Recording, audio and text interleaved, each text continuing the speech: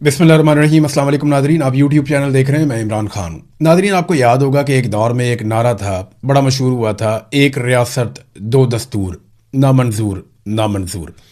यही आज गिलगित बल्तिस्तान में हो रहा है और यही कुछ आज कश्मीर में हो रहा है। गिलगित बल्तिस्तान का इलेक्शन हर हाल में पाकिस्तान की मिलिट्री एस्टेब्लिशमेंट ने अपने टाउटों को देना और उन्होंने अपनी पसंदीदा सियासी जमातों और शख्सियात को यह इलेक्शन जिताकर अपनी कठपुतली हुकूमतें इन दोनों जगहों पर बिठानी है। और ये बात पाकिस्तान तहरीक इंसाफ को बता दी गई है। अब फेस सेविंग का मामला है, कभी कोई गिरफ्तार होगा, कभी कोई रिहा होगा, कभी कोई कहीं शोर मचाएगा, कभी कहीं कुछ करेगा, लेकिन अमली तौर पे पाकिस्तान तहरीक इंसाफ को पता है कि उनके साथ क्या होने जा रहा है। अब डिपेंड करता है सारा का सारा अवाम के ऊपर। गिलगित बल्तिस्तान में शरह ख्वानदगी पूरे पाकिस्तान से ज्यादा है।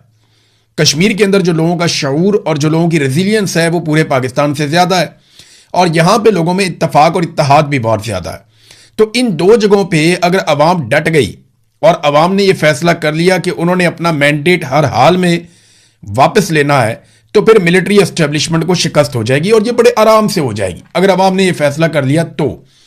अभी टाउटों की बेचारों की जबानें तालू के साथ प्रॉपर तरीके से लगी भी नहीं थी, उनके बेचारों के हलक भी खुश्क नहीं हुए थे बोल बोल के कि टाउटों ने भी बोलना ही शुरू किया था कि जनाब पाकिस्तान तहरीक इंसाफ को फ्री हैंड मिल रहा है या पाकिस्तान तहरीक इंसाफ को वहां पे लेवल प्लेइंग फील्ड मिल रही है।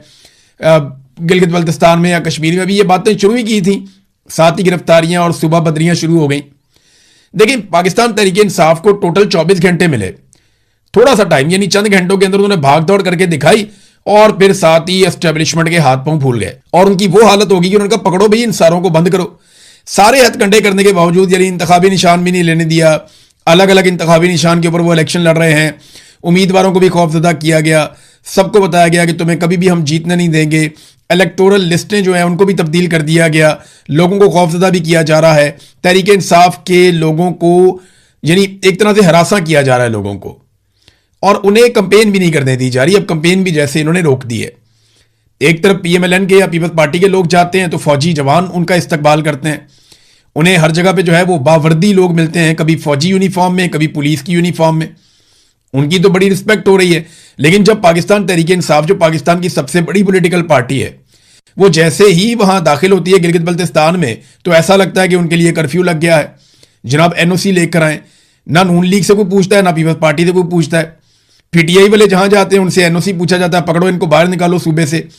तो ये कार्रवाई वहां पे डाली जा रही है। इसकी वजह सादी सादी है कि एस्टेब्लिशमेंट सारा कुछ करने के बावजूद इलेक्शन जीतने की पोजीशन में नहीं है। अब एस्टेब्लिशमेंट के पास सब कुछ करके एक ही रास्ता बचा है, क्योंकि वोट तो उन्हें नजर आ गया जितने बचेंगे वो सारे के सारे पाकिस्तान तहरीक इंसाफ के उम्मीदवारों को पड़ जाएंगे, क्योंकि वो एंटी एस्टेब्लिशमेंट बुनियाद पे इस वक्त इलेक्शन लड़ रहे हैं और वहां लोग जो है वो एस्टेब्लिशमेंट से या जर्नैलों की पॉलिसियों से नफरत करते हैं और शदीद नफरत करते हैं। तो इस वजह से लोग वोट वहां पे नहीं डालने जा रहे। तो अब इन्हें इस बात का खतरा है, सिर्फ एक ही रास्ता बाकी बचा है एस्टेब्लिशमेंट के पास, एक ही रास्ता बाकी बचा है, या तो इलेक्शन ही ना होने दें और अगर इलेक्शन हो तो बदतरीन धांधली के बावजूद इन्हें फॉर्म 47 जारी करना पड़ेगा जाली, जैसे इन्होंने पाकिस्तान में किया था। इन्हें जाली फॉर्म 47 जारी करना पड़ेगा, वरना किसी सूरत भी ये गिलगित बल्तिस्तान से इलेक्शन नहीं जीत सकते। एक बात तो आप ये ध्यान में रखें। अच्छा, गिलगित बल्तिस्तान के अवाम के पास रास्ता क्या है वो भी बड़ा आसान है। अवाम सिर्फ अपने नताइज लेने का बंदोबस्त कर ले, यानी इलेक्शन तो वो पाकिस्तान की मिलिट्री एस्टेब्लिशमेंट से जीत चुके हैं, इलेक्शन तो अवाम जीत चुकी है पाकिस्तान की एस्टेब्लिशमेंट से और जर्नैलों से, लेकिन उन्होंने किसी तरह से रिजल्ट वसूल करना है और उसकी तैयारी उन्हें शुरू करनी पड़ेगी। अब चाहे उसके लिए उन्हें धरने देने पड़े, चाहे उसके लिए उन्हें रास्ते बंद करने पड़े या कुछ भी करना पड़े, मैं उन्हें उकसा नहीं रहा, मैं उन्हें सिर्फ यह बता रहा हूं कि अगर कोई गैर आईनी और गैर कानूनी हरकत की जाए तो आपने उसके रास्ते में दीवार कैसे बनानी है। यानी गैर आईनी और गैर कानूनी इकदाम के रास्ते में कोई तो दीवार होनी चाहिए ना। अब मुल्क में अदालतें तो काम कर नहीं रही, निजाम यरगबाल बना हुआ है और मिलिट्री एस्टेब्लिशमेंट सबसे ज्यादा ताकतवर है, लिहाजा उनका रास्ता रोकना है तो फिर अवाम को ही बीच में आना पड़ेगा और बज़ाहिर अवाम को ही वो सब करना पड़ेगा जो अब तक अवाम ने नहीं किया। और गिलगित बल्तिस्तान और कश्मीर के अवाम से आप ये तवक्को भी कर सकते हैं, क्योंकि उन्होंने माजी में भी अपने मुतालबात मनवाए और बड़े तगड़े तरीके से मनवाए। नाज़रीन, अभी पाकिस्तान में पेट्रोल सस्ता किया गया, अब 20 रुपए कीमत कम की गई, 22 रुपए।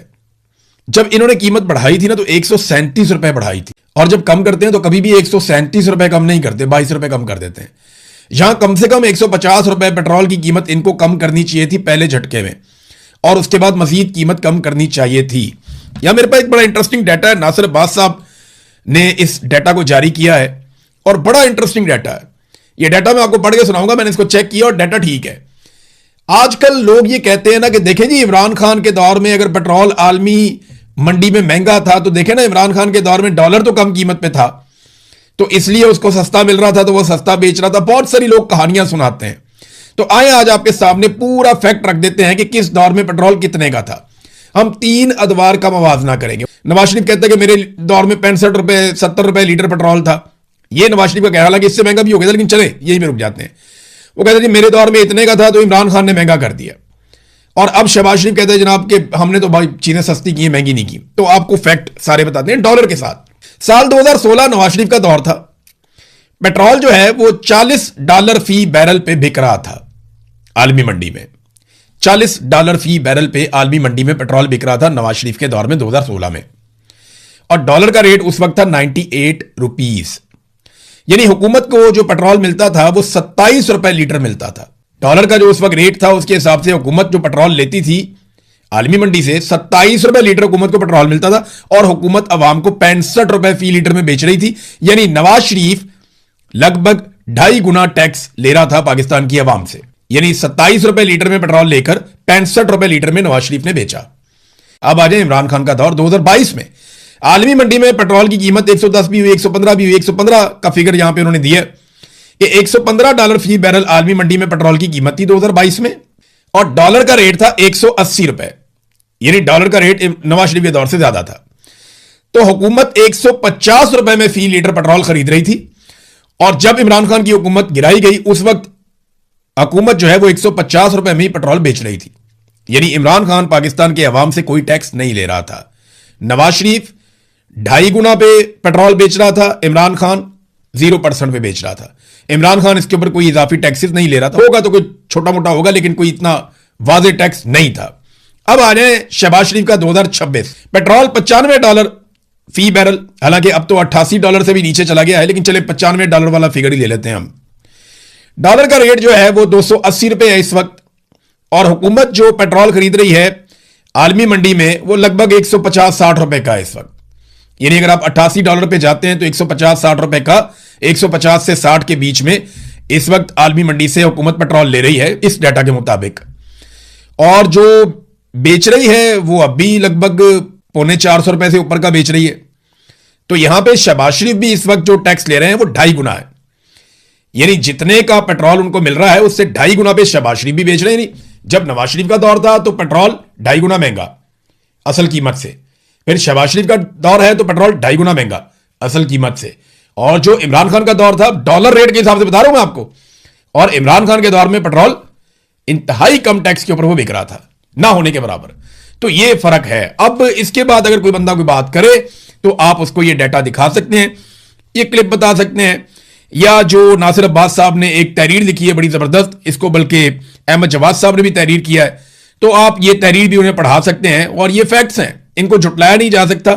आप इनको जाकर इंटरनेट पे चेक कर सकते हैं। नादरीन, पीपल्स पार्टी वाले एक दफा फिर नेड़े नेड़े आ जाओ, बिल्कुल पास पास आ जाए मेरे, ताकि गौर से आप लोग सुन लें। बेनजीर भुट्टो ने अपनी शहादत से पहले कहा था कि जमहूरियत बेहतरीन इंतकाम है। बिलावल ने जब अपनी सियासत का आगाज किया, जब बिल्कुल नौमौलूद छोटा सा बच्चा था 19 साल का बिलावल, आज वो कहते हैं जी 18-19 साल के बच्चे को वोट डालने का हक नहीं होना चाहिए।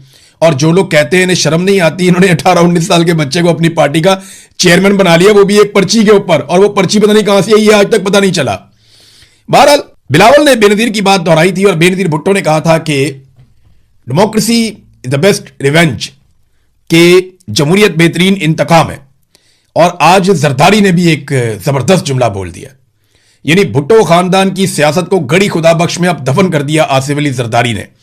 जरदारी ने कहा कि हम मिलकर एस्टेब्लिशमेंट के हाथ मजबूत करेंगे। अब जनाब फरदुल्ला बाबर साहब हों, या कमरुज़्ज़मान कायरा साहब हों, या चौधरी मंजूर साहब हों हमारे कसूर वाले दोस्त, या यूसुफ रज़ा गिलानी साहब हों, ये सारे रज़ा रब्बानी साहब हों, या बहुत सारे और लोग हैं, ये बेचारे अपनी कुर्बानियां लेके कहां जाएं?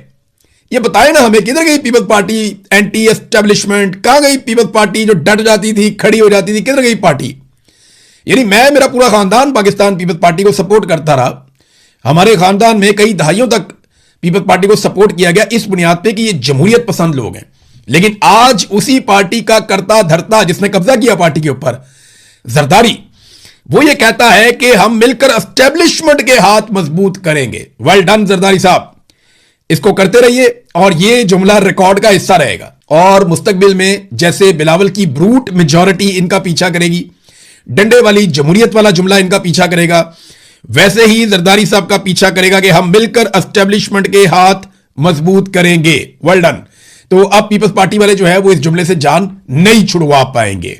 जैसे नवाज शरीफ की जान नहीं छूटती ना कुछ चीजों से, कि ज़ियाउल हक के साथ उसने जिस तरह का ताल्लुक निभाया और जो चीजें की, इसी तरह अब शरीफ खानदान जो कुछ आसिम मुनीर के लिए कर रहा है, ये चीजें इनकी जान नहीं छोड़ेंगी। इसी तरह अब पीपल्स पार्टी के साथ या तो उन्हें जरदारी को डिसोन करना पड़ेगा किसी वक्त, या फिर यह जुमला उनके साथ साथ ही रहेगा।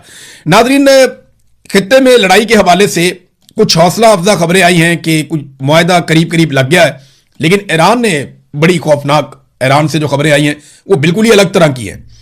डोनाल्ड ट्रंप का स्टेटमेंट पहले आप देख लें, क्योंकि डोनाल्ड ट्रंप ने बड़ी इंपॉर्टेंट मीटिंग की थी और ये इनका सिचुएशन रूम है, उसमें 2 घंटे तक मीटिंग हुई डोनाल्ड ट्रंप की, और इसमें ईरान से मुआहदे के बारे में कुछ खबरें आई कि फैसला नहीं हुआ, बाद में खबरें आई कि फैसला हो गया। बहरहाल डोनाल्ड ट्रंप ने क्या कहा, उन्होंने कहा जी आपने हुर्मुज़ की नाकाबंदी खत्म, ईरान के साथ दीगर कम अहमियत के हामिल निकात पर भी इत्तफाक हो गया है। डोनाल्ड ट्रंप, उन्होंने कहा कि वो आपने हुर्मुज़ की नाकाबंदी खत्म कर रहे हैं और वहां फंसे हुए जहाज और इनका हमला घर वापसी की तैयारी करें। जुम्मे को उन्होंने अपनी एक पोस्ट में ईरान से मुज़ाकरात के हवाले से उन्होंने कहा कि तेहरान के साथ ताहुकुम सानी पैसों का कोई तबादला नहीं होगा, दीगर कम अहमियत के हामिल निकात पर इत्तफाक हो गया है। अब मैं एक इजलास के लिए सिचुएशन रूम में जा रहा हूं और हतमी फैसला करूंगा। अच्छा, अपनी इस पोस्ट में डोनाल्ड ट्रंप ने जो चंद नुकात खास तौर पे बयान किए वो मैं आपको बता देता हूं। नंबर 1, ईरान को कभी भी जोहरी हथियार ना बनाने पर इत्तफाक करना होगा। नंबर 2, आपने हुर्मुज़ को फौरी तौर पर खोलना होगा, बहरी ट्रैफिक की बिला तातुल रवानी जारी रखनी होगी और किसी किस्म के भी टोल की वसूली नहीं होगी। आपने हुर्मुज़ में बिछाई गई ज्यादातर सुरंगें अमेरिका माइन स्वीपर्स पहले ही तबाह कर चुके हैं और जो अब भी बाकी हैं वो ईरान फौरी तौर पर हटाएगा। और एक और नुकता उन्होंने कहा, अमेरिका बैनुल-अक़वामी तवानाई एजेंसी और ईरान के करीबी ताउन से मुनहदम पहाड़ों के नीचे दफन अफसुदा यूरेनियम निकालेगा और उसे तबाह करेगा। ये जनाब डोनाल्ड ट्रंप के वो नुकात हैं जो उन्होंने कहा कि इस मुआहदे के अंदर हमारे तय हो रहे हैं। लेकिन फिर सिचुएशन रूम के अंदर जो खबरें आई उनके ऊपर अलग अलग क्या सराइयां हो रही हैं। कुछ लोग कह रहे हैं कि वहां से कोई कामयाबी मिली है या कुछ और चीजों के ऊपर भी गौर किया जाएगा, कुछ ऑप्शंस के ऊपर अभी मजीद आगे बढ़ना होगा और कुछ चीजें ईरान को बताई जाएंगी, और कुछ ये कह रहे हैं कि कोई डेवलपमेंट नहीं हुई। इसराइल का बहुत ज्यादा दबाव है डोनाल्ड ट्रंप पे और अमेरिका पे, और वो उस दबाव से अपने आप को नहीं निकाल पा रहे। बहरहाल ईरान का जो रद्द-ए-अमल है वो बड़ा इंटरेस्टिंग है। ईरानी खबररसा इदारा है फॉरेस्ट न्यूज, ये गवर्नमेंट के बहुत करीब है उनकी, तो उन्होंने बाखबर जराए से ट्रंप के बयान को सच और झूठ का मुरक्कब करार देते हुए कहा कि अमेरिकी सदर दरअसल जाली फतह का तासुर देने की कोशिश कर रहे हैं। उन्होंने कहा जी हम नाम नहीं ले सकते, ईरानी जराए ने हमें बहुत अहम खबरें दी हैं और ट्रंप ने जो नकात बयान किए उनको तोड़ मड़ोड़ के बयान किया गया है और कई ऐसी बातें हैं जो मुआहदे में नहीं है लेकिन ट्रंप ने उनका जिक्र कर दिया। खास तौर पे ट्रंप के इस दावे को बेबुनियाद करार दिया गया जिसमें उन्होंने कहा कि ईरान का अफसुदा यूरेनियम मवाद जो है वो तबाह कर दिया जाएगा, यानी ये यूरेनियम जो ईरान ने अफसुदा किया उसको तबाह कर दिया जाएगा। ये बिल्कुल ऐसा कोई चीज उसका हिस्सा नहीं है। फिर आपने हुर्मुज़ को बगैर किसी फीस या टोल के मुकम्मल तौर पर खोलने पर रजामंदी ईरान ने जाहिर कर दी है। मुजफ्फदा मुआहदे में इस नौयत की कोई शिक मौजूद नहीं है। अब यही तो 2 बड़ी अहम चीजें हैं जिनके बारे में डोनाल्ड ट्रंप ने कहा कि ये दोनों चीजें हो रही हैं और ईरान की जानिब से जरा ये बताते हैं कि यही दोनों चीजें हैं जो नहीं हो रही। अब सच क्या है झूठ क्या है इसके बारे में अभी हम कुछ कह नहीं सकते, क्योंकि अब चीजें बिहाइंड द क्लोज डोर्स, दरवाजों के पीछे हो रही हैं।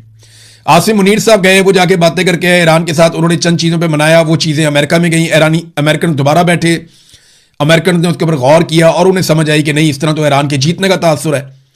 वो फिर मजीद चीजें भेजते हैं, फिर चीजें आती हैं, फिर चीजें जाती हैं। एक बुनियादी तौर पे कुछ चीजों पे इत्तफाक हो गया कि अब जंगबंदी रहेगी, अब हम जंग नहीं करते, बड़ी जंग में अब हम नहीं जाएंगे। ये छोटी मोटी झड़पें जब इतनी बड़ी लड़ाई हो, इतनी सारी फौजें खड़ी हों तो ये होती है, ये नॉर्मल है। लेकिन वो बड़ी जंग के अंदर ये नहीं जाएंगे, एक मुस्तकिल जंगबंदी हो सकती है। अमेरिका को भी ये नाकाबंदी बहुत महंगी पड़ रही है, वो भी इसको ज्यादा लंबा नहीं घसीट सकते। बहरहाल इसमें अभी फर्दर डेवलपमेंट जो आएगी वो मैं आपके साथ शेयर करूंगा। एक और इंटरेस्टिंग खबर, अमेरिकी वजीर खजाना जो है स्कॉट बेसेंट, उन्होंने भी कंफर्म कर दिया कि $250 का नोट आएगा और उसमें डोनाल्ड ट्रंप की तस्वीर छपेगी। उन्होंने इस ख्वाहिश का इजहार किया और हवाला देते हुए कहा कि जब अमेरिका की 150वीं सालगिरह थी तो कैलोन कॉलेज अमेरिका के एक सदर थे, उनकी तस्वीर एक सिक्के के ऊपर जारी की गई थी। वो यादगारी सिक्का जारी करना वो तो एक अलग बात है, लेकिन वो ये कहते हैं कि नोट अब जारी किया जाएगा $250 और उसके ऊपर, क्योंकि 250वीं सालगिरह है अमेरिका की आजादी की, तो 250वीं सालगिरह है तो $250 का एक नोट होगा और उसके ऊपर डोनाल्ड ट्रंप की तस्वीर जारी की जाएगी और फिर बहुत सारे नोट छपेंगे, हर तरफ दुनिया में जाएंगे भी। तो ये डोनाल्ड ट्रंप की एक ख्वाहिश है कि अमेरिकी नोट के ऊपर डोनाल्ड ट्रंप की तस्वीर छप जाए। अगर छप गई ना तो एक बात आप याद रखिएगा, डोनाल्ड ट्रंप अमेरिका की तारीख का वो वाहिद सदर होगा जिसकी तस्वीर नोट पे छप जाएगी और वो इंतहाई गैर मकबूल होगा।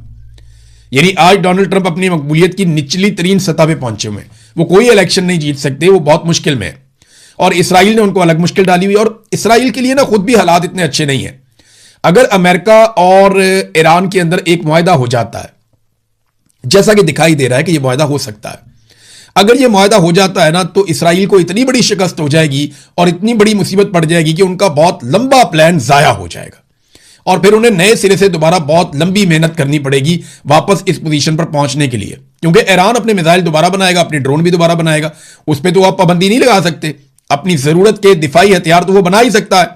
तो इसराइल को एक बहुत बड़ी शिकस्त हो जाएगी और इसी चक्कर में वो इस वक्त दोबारा लड़ाई शुरू करना चाह रहा है और उसके लिए वो लबनान के ऊपर ताबड़तोड़ हमले कर रहा है।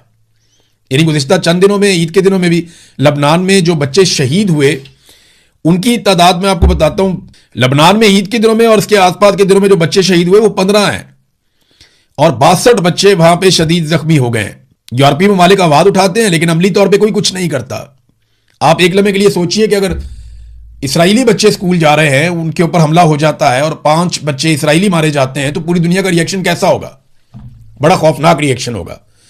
लेकिन लबनान के बच्चे हों, शाम के बच्चे हों, फलस्तीन के बच्चे हों, मिस्र के बच्चे हों, इराक के बच्चे हों, अफगानिस्तान के हों या ईरान की मिनाब स्कूल की बच्चियां हों, यहां पे दुनिया का रद्द-ए-अमल बड़ा मुख्तलिफ होता है। वो उतनी जोर से शोर नहीं मचाते या उस तरीके से उस दर्द को महसूस नहीं करते। इंसानियत का तकाजा यह है कि किसी भी मजहब के मानने वाले लोग हों, इंसानियत का तकाजा यह है कि उन सब की जानें कीमती हैं और उन सब में से किसी एक की जान जाने पर भी वैसा ही दुख होना चाहिए जैसा किसी दूसरे की जान जाने पर होता है। लेकिन यहां तासुब की ऐनक से देखा जाता है और किसी खून को सस्ता समझा जाता है और किसी को बहुत कीमती। अब तक के लिए इतना ही। अपना ख्याल रखिएगा, अपने चैनल का भी। अल्लाह।